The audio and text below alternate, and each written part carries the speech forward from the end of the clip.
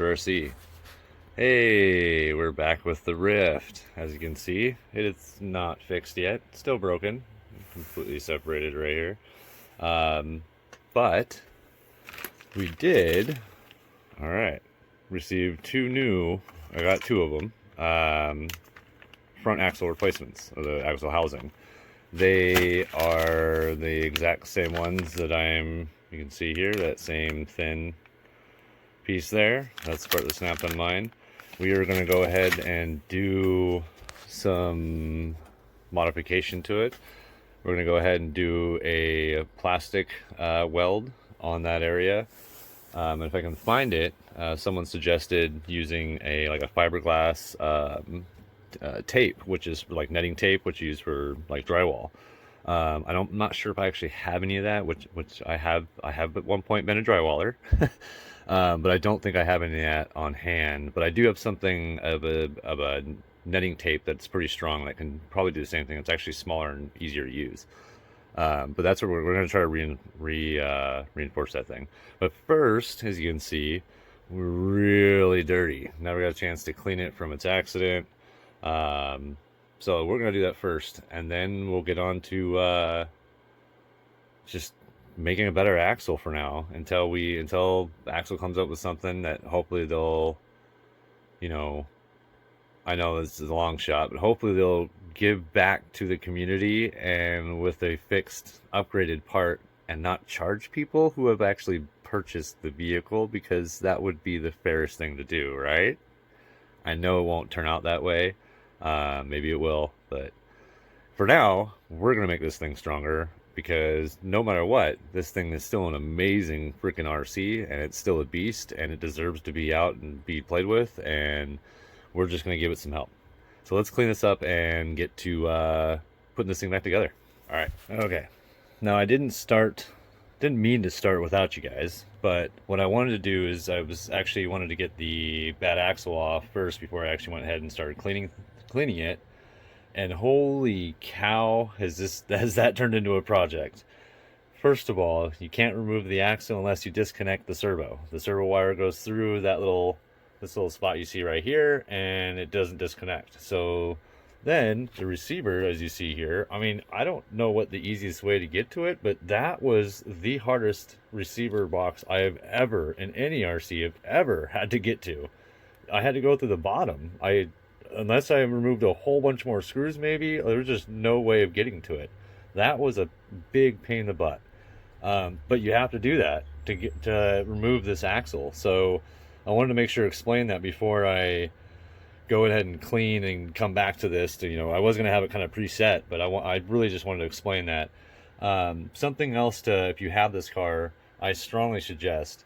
You'll notice in the lid to the receiver box, there's no seal whatsoever. That's hard plastic. There's no seal at all. The only seal you have is where the wires go in, and over time that's not going to be the best. So I highly suggest that you get some marine grease and you go ahead and get into here and marine grease this if you want to. I mean, I've submerged it. Thank goodness the car was still new when I did that, because eventually that wouldn't have worked out.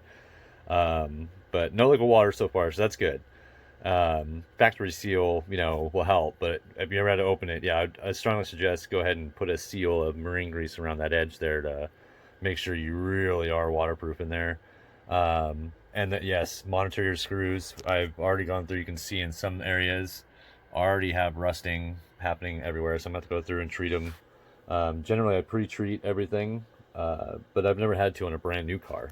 Usually they can withstand at least one wet run before I need to treat them, but not the case. So, all right, so I'm going to go ahead and get this all kind of cleaned up a little bit and have something to work with, and then we're going to go in reinforce the axle first, the new one, before we place it in. But I just want to let you know how much of a pain in the butt getting to that receiver box was. That I've never experienced an RC that hard to get to one. So yeah, okay.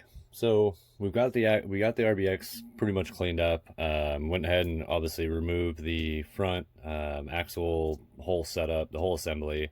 And then this will probably end up being a two-part video, just because I have to allow the JB stuff. And so this is where we're at right now. I know you're probably thinking like, what are you using?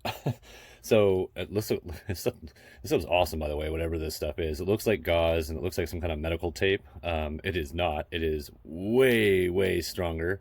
It doesn't tear. I had to use I had to use some metal clippers to get. So there's a metal string in there that's really some good stuff. I don't even know what it's called. I'm gonna have to figure that out. And so we end up lining all throughout here, through all the way in through here with the tape first, and then little segments where it's all connecting with inside the joints here, and then went through and pretty much just cluttered the whole thing with plastic JB Weld. It's not cured. It is dry, but it's not cured, and you need it to be 100% cured before you even attempt anything. Otherwise, you're just wasting your time. Because it will cure harder than normal plastic. And then what we'll do is we'll go through, we're actually going to do that now, is make sure that all the parts fit onto it, make sure that there's any things, I need to make some markings of anywhere I need to sand or remove some of the JB Weld. I pretty much try to keep it away from everything, and I think I did that with the exception of putting on these pieces here. Might be kind of close.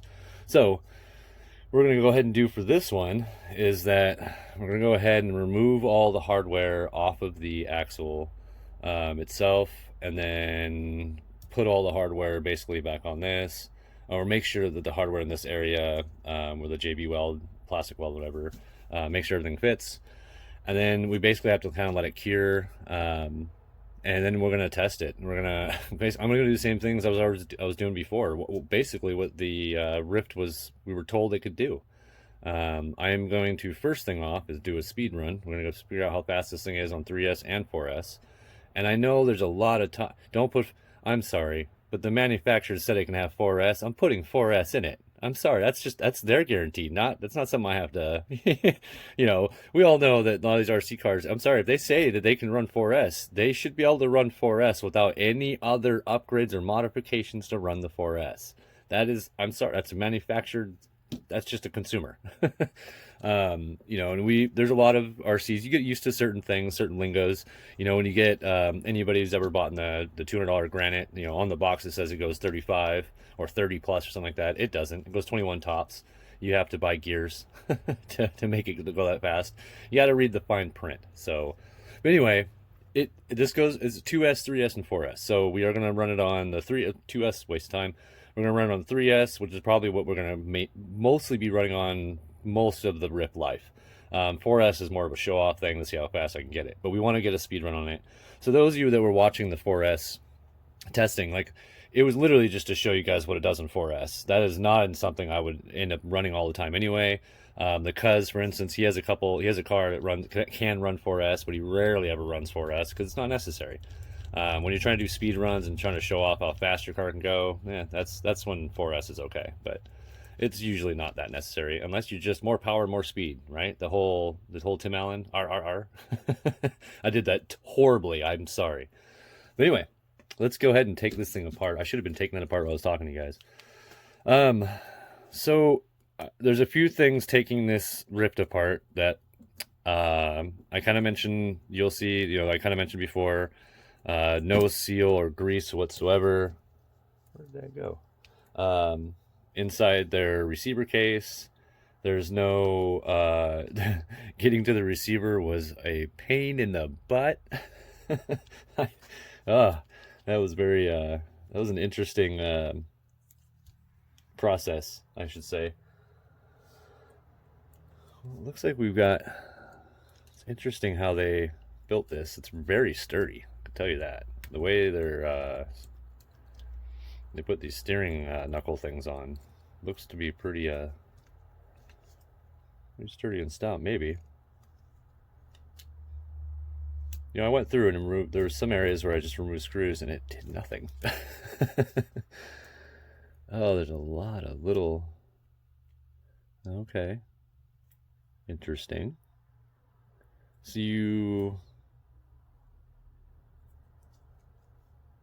it looks like you've got little, okay, that's cool. Maybe I should read the instructions a little more carefully. It looks like we got some screws here. See if we can zoom in a little bit on that. maybe. So as you can see here, sort of, zoom is being a butt, you've got two screws, one here, yeah, focus. You have one here and one here, and it looks like those are adjustable to limit, you can see here, so we can do this right, get it in there, come on, focus, there we go. So you can see here, it looks to be a limiter. And see how those two screws touch there? So it looks like you can actually put a limit on your turning radius. You know, honestly, I haven't seen something like that since bicycles. That's kind of a cool, okay. I didn't know that. Now, if you didn't know, now you know too. Well, yeah, it's on both sides. So it looks like you got some limiters there to prevent your steering to go crazy. That's kind of cool. Man, there's a lot of stuff to take off here. Let's just do that. We'll go ahead and speed through what we have now so you guys can kind of see what I'm having to remove, and then yeah.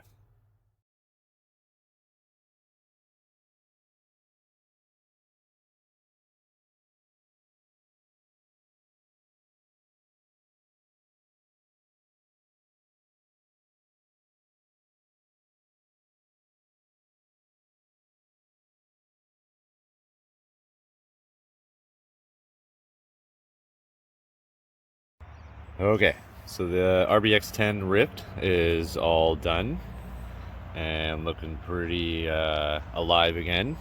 As you can see here, we have, I still need to go ahead and we're gonna run it a little bit and that kind of stuff, and you know, play with it a little bit, but we're gonna go ahead and sand that down and paint over it, paint it black so you can't even see that's there. It'll just look beefier. It does add a little weight, so be cautious if this is a tactic that you're going to do to reinforce that area.